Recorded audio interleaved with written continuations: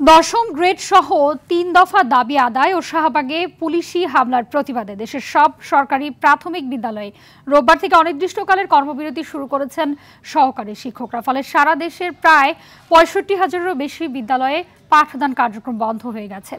একই সঙ্গে কেন্দ্রীয় শহীদ মিনারে অবস্থান কর্মসূচি অব্যাহত রেখেছেন তারা।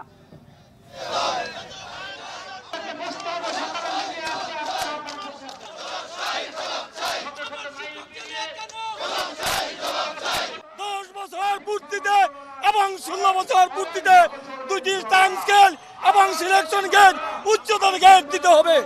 আরেকটি দাবি হচ্ছে আমাদের সহকারী প্রধান শিক্ষকদের শতভাগ পদোন্নতি দিতে হবে এবং আমাদের সর্বনিম্ন আমাদের সরকারি কর্মকর্তাদের বেতন হতে হবে সর্বনিম্ন ৪০,০০০ টাকা। আমরা অনশনে বসবো, আমরা অনশন পর্যন্ত যেতে চাই। স্কুল কলেজ পরীক্ষা কোনো কিছু হবে না, সকল কিছু বন্ধ থাকবে, স্থগিত থাকবে। শিক্ষা উপদেষ্টা বলে দশম গ্রেড দেওয়া সম্ভব না। কেন, কি কারণে? উনি যদি হুটহাট করে একজন ডাক্তার হয়ে উনি যদি প্রমোশন হয়ে উনি উপদেষ্টা হতে পারো, তাহলে আমরা 13 গ্রেড পেয়ে আমরা দশম গ্রেডে উন্নীত হতে পারবো না। দর্শক, শিক্ষক আন্দোলনের বিস্তারিত জানাতে সরাসরি চলে যাচ্ছি কেন্দ্রীয় শহীদ মিনারে। সেখানে রয়েছেন সহকর্মী দীপ্ত চন্দ্রপাল। দীপ্ত, জানাবেন যে আন্দোলন থেকে নতুন কোনো ঘোষণা আসছে কিনা, আর কি বলছেন আন্দোলনরত শিক্ষকরা? আপনি যেমনটি বলছিলেন যে ৩ দফার দাবিতে কিন্তু তারা এখনো এই কেন্দ্রীয় শহীদ মিনারে অবস্থান কর্মসূচি পালন করছে এবং এখান থেকে নতুন কোনো কর্মসূচি এখনো ঘোষণা দেওয়া হয়নি।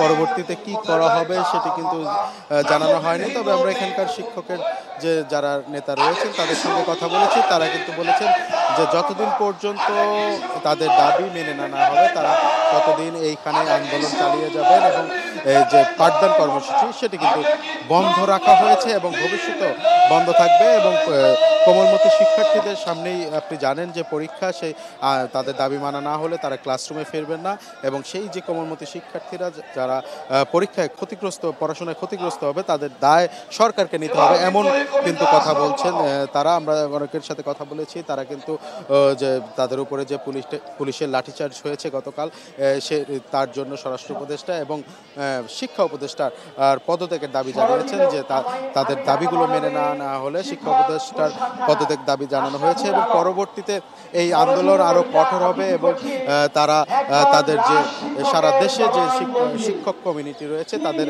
সবাইকে আহ্বান জানাচ্ছেন এখানে এসে তাদের সাথে জড়ো হওয়ার জন্য, যাতে এই আন্দোলন আরো বেগবান হয় এবং এই আন্দোলন থেকে তারা বিশ্বাস করে যে তাদের যে দাবি রয়েছে ৩ দফা দাবি, দশম গ্রেডে তাদের বেতন স্কেল, পাশাপাশি যে তাদের যে পদোন্নতি সেটি কিন্তু তারা আদায় করেই তারা রাজপথ ছাড়বেন এমনটি কিন্তু জানিয়েছেন এবং তারা শান্তিপূর্ণভাবে আন্দোলন চালিয়ে যাবেন এমনটি জানিয়েছেন। তবে যদি